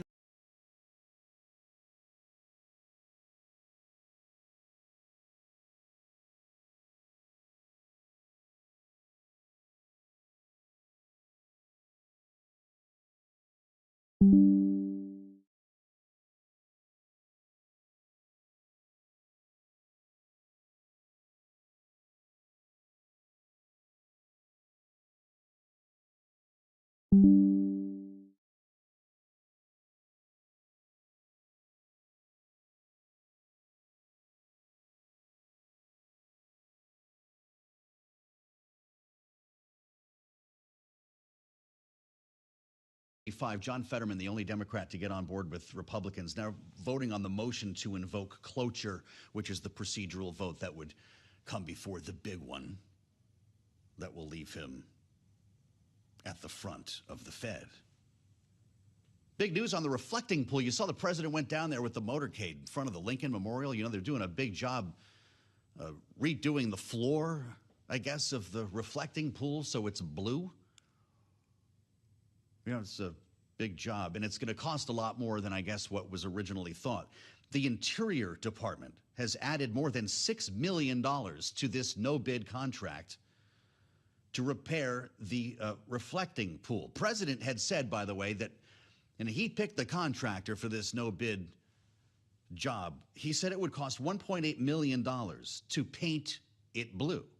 Remember, he wanted it to be aqua at first, then he went with American flag blue. This was the company from Virginia, Atlantic Industrial Coatings. Interior adding $6.2 million to the contract's previous cost, saying it now plans to pay $13 million to the Virginia firm. Hey, look at that. Where'd you guys get the pictures? If you're get on YouTube right now, you'll see what I'm talking about. You can imagine people suntanning on the side of the reflecting pool when this thing is done. Sam, thank you for showing us what I'm referring to here. And I'll tell you what,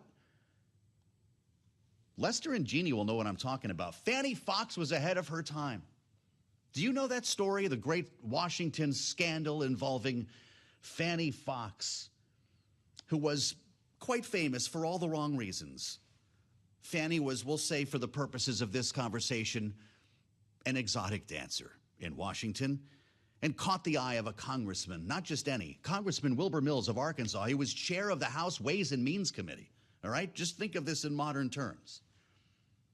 It's quite a story, too. It was on the front page shortly thereafter. It was the night of October 6, 1974. The Arkansas congressman and Fox were at the Silver Slipper that night, and they got in the car. A friend was driving them home, and they got into a big fight. Headlights were off. They're speeding, swerving around. I don't know what the friend was doing, but I guess they'd all had a little bit too much fun. Park police pulled them over right in front of the Jefferson Memorial.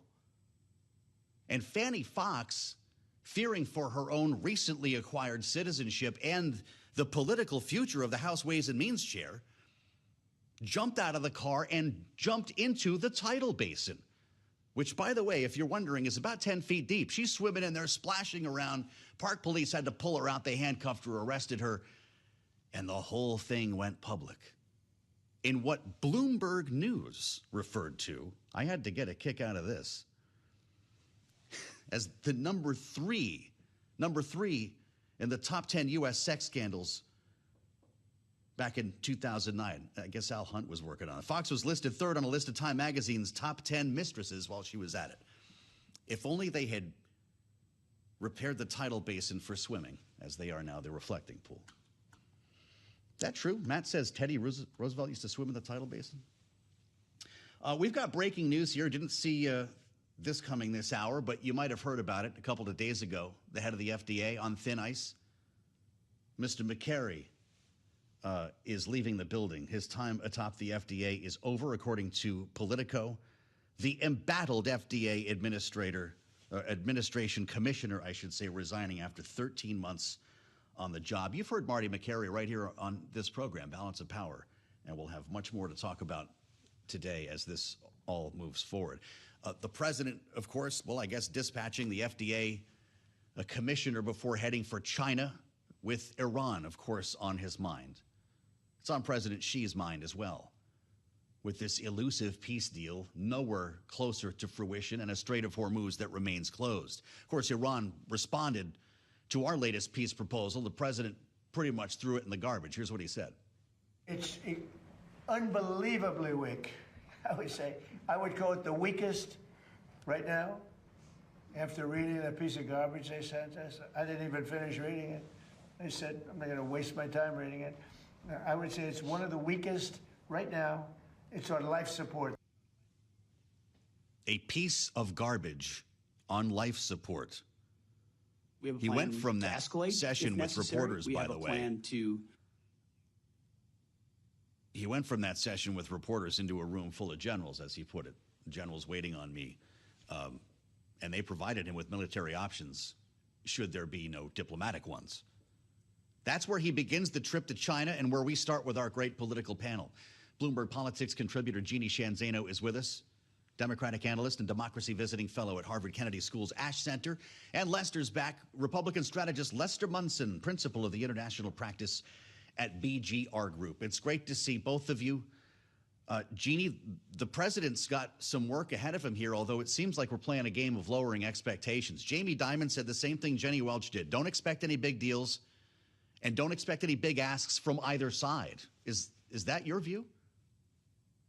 It is. And Joe, can I just say that I love that you come on to Balance of Power and you remind us of Fanny Fox. Where else could we get that kind of info? Nowhere, so thank you very I'll tell you. Absolutely. That's right. And I'm still wondering what are the top 2 sex scandals. I have my guesses, but I'll have to check that out. I'll look around. Okay. Thank you. I do think Jenny and Jamie, Jeannie agrees with them. I don't think we're going to be expecting anything too momentous. And I just go back to wondering, what might have been if Donald Trump hadn't decided in late February to enter this quagmire now in the Middle East. I think he could have had a lot more power, because certainly it looks like the balance of power is shifting a bit in China's direction at this point. He could have gone into this meeting, and we heard even from Lindsey Graham today when he was questioning Pete Hegseth, you heard him talking to Donald Trump saying, listen, when you go over there, don't forget that China is buying about 90% of the oil from Iran, or their oil from Iran. And it's something we even heard a reporter asking Donald Trump about this morning. You know, how can you say you have such a fantastic relationship when they're buying this oil? And of course, they're aiding Iran, at least behind the scenes in several ways, as is Russia. And so these are the kinds of things that I think are going to outshine any sort of focus on big trade deals and big tariff deals, which is what the president went into the administration this time promising to deliver. Should we know more about the agenda here, Lester, or is this just the style of Trump? There's really nothing predetermined. I know there was an advance crew that was over there, but there's been reporting that the Chinese have been somewhat on their heels with the hasty nature in which this meeting was put together, remembering it was postponed from about a month ago. Should there not be a menu for these two leaders to sit down and codify what's already been agreed on? I guess my guess, Joe, is they've actually agreed to the menu for whatever meals they're going to have together. But some other things might still be in motion. What kind of business deals are we going to have? What are we both going to say about Iran and the future of the Strait of Hormuz and all of these fun topics? Maybe Xi Jinping has something to say about the reflecting pool. I don't know. But I do think this is a feature, not a bug, of the Trump administration. Wants to be in the moment, wants to be the latest thing. He's got a little ADHD approach, which is not always a bad thing. And so I think we see there's a bunch of CEOs going over there with him, Boeing, GE Aerospace, some other big companies. I expect there's going to be maybe a little bit more news than they're letting us believe right now. What about those executives, Jeannie? We talked about this last evening when the names emerged. Jeff Mason did some amazing reporting there. Tim Cook added to that list that Lester just mentioned. You've got Micron, Qualcomm. Indeed, there could be a massive deal for airliners that's been years in waiting involving Boeing and GE Aerospace. Is that enough reason to go on its own? It is. And I think we know China needs those. I think there is a deal in the offing. And boy, you can just imagine the side deals happening as they all jet over there. I was kind of hoping maybe Sam Altman would be on the trip too, given the lawsuit, but that's not happening. But yeah, I mean, they're going over there. But again, all of this overshadowed by what is going on in Iran. I mean, this is why when we hear reports that Donald Trump is bored of the war, he wants to put it behind him, and I'm certain he does. But when you get into a quagmire like this, there is no way to push this aside. So we may very well see a deal on jets. We may see some of these deals on beef and soybeans and other things. I think we will. I think we're going to see a lot of theatrics and pomp and circumstance. But beyond that, what is overshadowing all of this is that the United States, the superpower of the world, still is going to meet its, major opponent in a far weaker position than we otherwise would have been, with a lot of nervous allies from Asia and NATO and other places sort of holding their breath, waiting to see, does Donald Trump offer something, say, on Taiwan that nobody wants him to offer? And so I think that's just overshadowing everything, that concern about what comes out of this. Can you address that, Lester? We've heard that a lot of times, that these concerns exist. The president could be scatting in their jazz improv with President Xi, cuts a deal to end the war in Iran at the detriment of Taiwan. Is that the kind of meeting we're talking about? I really don't think so, Joe. I don't think the president's going to make a mistake on Taiwan. That would be kind of an obvious error. And I think his position on the Iran war is actually much stronger than we've been indicating here. The U.S. can wait it out on the Strait of Hormuz much longer than China and Iran can. Yes, there's some political pressure on President Trump. The inflation issue is real. The price of gas is real. That is political pressure on him with an eye to the election in November. I think he's in a position to resist that for several more months before that becomes an acute issue. I think he knows that. I think he's happy to sit back, let things play out a little bit, let the Iranians and the Chinese worry about the future of energy exports through the Strait of Hormuz. At the end of the day, China is reliant on the Strait of Hormuz. The United States is not. the superpower that has the upper hand here is actually the United States. Okay. We've got about a minute left here. Jeannie, what's your final thought as the president prepares to get on that jet, knowing that he's got a bunch of corporate executives with him and a massive red carpet and amount of pageantry waiting for him? He's going to love that. But of course, Lester just gets me into this. Read Robert Kagan's piece in The Atlantic, Checkmate in Iran. It's like the old Kenny Rogers song. You've got to know when to fold them. And that's what Robert Kagan, remember that show? That's what Robert Kagan, sometimes described as a neocon, is saying. The president is, there's no good options here. We're going to face devastating losses. The only thing to do is to get out. So Jeannie, if I could debate, I would say hold the cards. Oh, man, I wish we had more time for the two of you. I know Lester has another thought, but they'll be back in our second hour. Jeannie Shanzano, Lester Munson, Bloomberg Politics contributor, BGR Group. We'll welcome our global television audience to the conversation coming up in just 5 minutes, so stay here. Kaylee is also on her way in. We'll get an update from Michelle Jamrisco on the latest involving the trip to China. And Greg Stanton, the congressman from Arizona, Democrat, former mayor of Phoenix, joins too.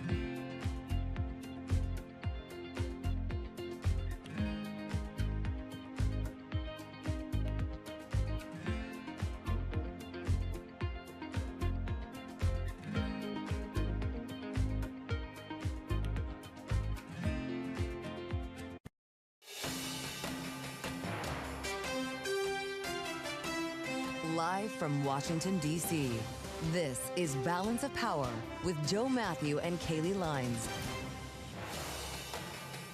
It's on to China. Welcome to the Tuesday edition with President Trump set to fly to Beijing later today for a summit with Xi Jinping, even as a peace deal with Iran remains out of reach. I'm Joe Matthew alongside Kaylee Lines in Washington. Kaylee, President should be wheels up within the next couple of hours. The summit set for later this week and the war in Iran making this awfully more complicated.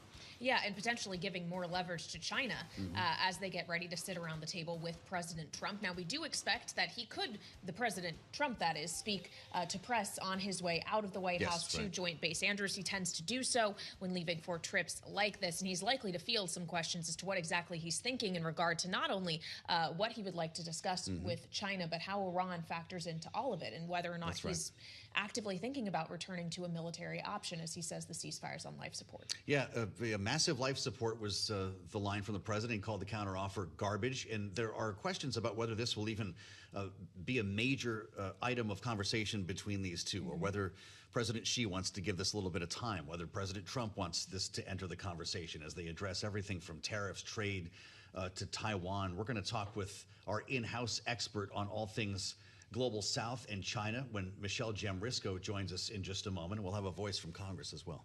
Yeah, Congressman Greg Stanton of Arizona will be joining us. He is a Democrat. He used to be the mayor of Phoenix. I would imagine he has a thought or two on this conflict from his seat on the Foreign Affairs Committee and the China Select Committee as well. So it'll be interesting to get his insight. We also have to consider that all of these conversations are happening against the backdrop of a hot CPI print this morning, in large part, of course, due to higher energy costs because of the war in Iran. And certainly you're seeing markets reacting to that data. So let's get a check on those markets now as we kick things off with Amy Morris here in Washington. Hey, Amy.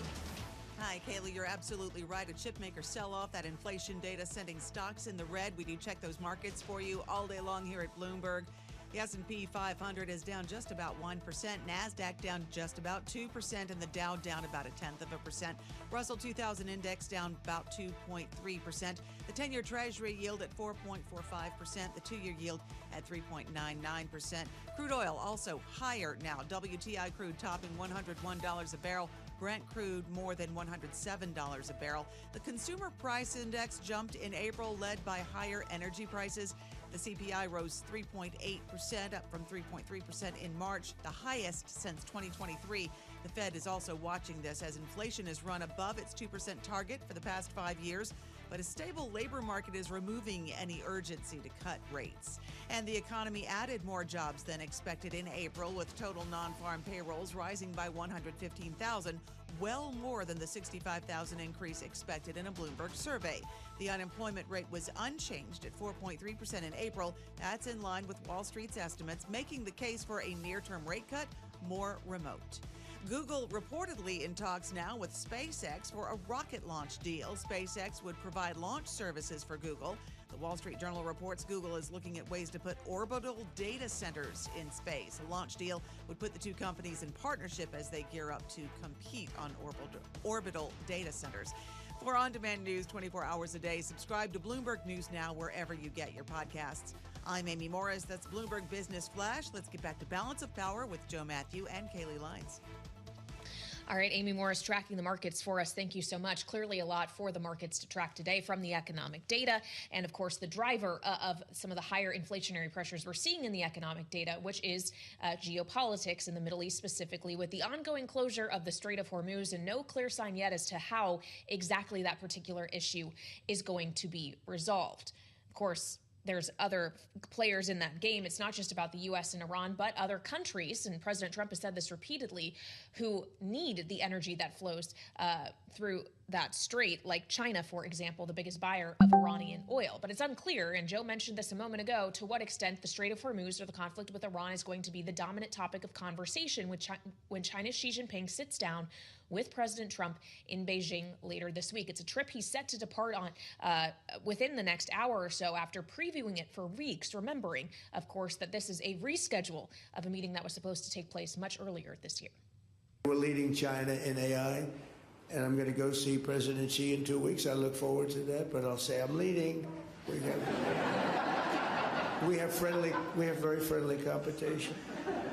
But it'll be a very important trip. We're doing a lot of business with China and making a lot of money. We're making a lot of money. It's different than it used to be. But I'll be talking about that'll be one subject. But he's been very nice about this. You know, in all fairness, he gets like 60% of his oil from Hormuz, and I think he's been very respectful. We haven't been challenged by China. They don't challenge us. We're going to have a meeting with President Xi. It's going to be, I think, quite amazing. He's been a friend of mine. I've gotten along with him very well over the years. We'll see if they continue to get along well when the president arrives this week. So we start our conversation with Michelle Jamrisco, who covers the White House national security for us, and an editor here in Washington, with the headline, Trump faces emboldened Xi in China as Iran war clips U.S. leverage. Is that how you're seeing it, this conventional wisdom that the president is carrying more baggage with him now? And I'm curious what President Xi makes of Donald Trump. Whether he sees him as an equal. I think the White House would certainly take issue with the idea that Xi Jinping is emboldened in any way or has more leverage than they do. I think both sides have reason to believe that they have the leverage, and certainly around, something like Iran, but also trade issues and other issues that will come up. But, I think what you saw with that montage there was, President Trump, as usual, being at pains to underscore the great relationship that he has with the world's second largest economy, trying to promote some sort of stability, and also, seemingly, insistent upon the fact that the U.S. is coming in with a stronger footing. He, in fact, yesterday, if you remember, he kind of tried to put China on the back foot in these issues and really, mentioned that he was going to pressure them on Iran. Why haven't they done more? They have the leverage with Iran that other countries do not. In fact, that the U.S. perhaps does not. So he's really kind of pushed on these issues harder than I think, some headlines would suggest around what Xi thinks he's coming into this summit with. Well, and on the subject of Xi, does he need as much from Donald Trump at this summit as Trump seems to need or want from China? Well, that's a complicated question. It's a great question, but there are so many issues at hand that I think both have a bottom line interest in creating this message of stability, and also, of course, there's this always an interest that Trump has in kind of promoting the pomp and circumstance of the occasion, showing that he's the big VIP coming in and being hosted and feted by the world's second largest economy leader. So I think both have an interest in this going off without a hitch and kind of downplaying the concerns while also clearly having those conversations behind the scenes around tech, around Iran, around Taiwan, which is one that you've brought up before, and the other geopolitical conflicts that only the two world's most powerful leaders can kind of come together on. Got you. Does President Xi view President Trump as an equal? I know he plays it very close to the vest. You can't get inside his head, but the bombast, the mixed messaging, some of the concerns that he sees domestically here inform this meeting in what way? Yeah, it's a very dangerous question, Joe. Yeah, I'm sure. I think one thing, you mentioned like the bombast and the rhetoric coming from both sides, and that's something, of course, that we've had to explore throughout this relationship is what is actually going on behind the scenes. And also, if you want to be able to stream to Twitch and YouTube at the same time when you're utilizing OBS Studio, and you want to be able to have different alerts for Twitch, different alerts for YouTube, the way I'm going to show you how to set this up today is going to allow you to be able to do that. And if you're new here, welcome to the Streamer Academy, where I teach you how to start, create, and grow as a streamer. So go ahead and visit thestreameracademy.com for tons of free resources. So the first thing we're going to need to do is have OBS Studio open. Once you have it open, we're going to need to install a plugin if you don't have it installed already, and that's called the Vertical plugin. And you may be saying, but Curry, I'm not going to be streaming vertical. We're going to use this tool because we can also create a second canvas that's also going to be horizontal, specifically designed for YouTube or Twitch, whichever one you prefer. So again, anything that I mentioned, I'll go ahead and put in the description of the video below. So you're going to come to ATEM Vertical. You're going to simply go ahead and download this. It's available on Mac. It's available on Windows. Once you have that downloaded, you'll open back up OBS Studio. And if you don't see it pop up here on the right-hand side, you'll simply come to Docs. You'll look for Vertical Scenes and Vertical. You'll check all these here: Vertical Scenes, Vertical Sources, Vertical Scene Transition, and Vertical. You'll check those there, and then you'll have a canvas is just like me, where you'll have the vertical output here on the left side and then the scenes here at the bottom. Now, the reason why we're doing it this way and we're not just going ahead and multi-streaming only is because if you do it the way where you only multi-stream, whatever comes up in your main canvas, whether it be Twitch or YouTube, it's going to show the same everywhere else, meaning that you're not going to be able to truly split any kind of alerts or graphics or scenes that you may want to split for the different platforms to give a different experience. This way that I'm showing you, what we're going to do is you're going to come to this little gear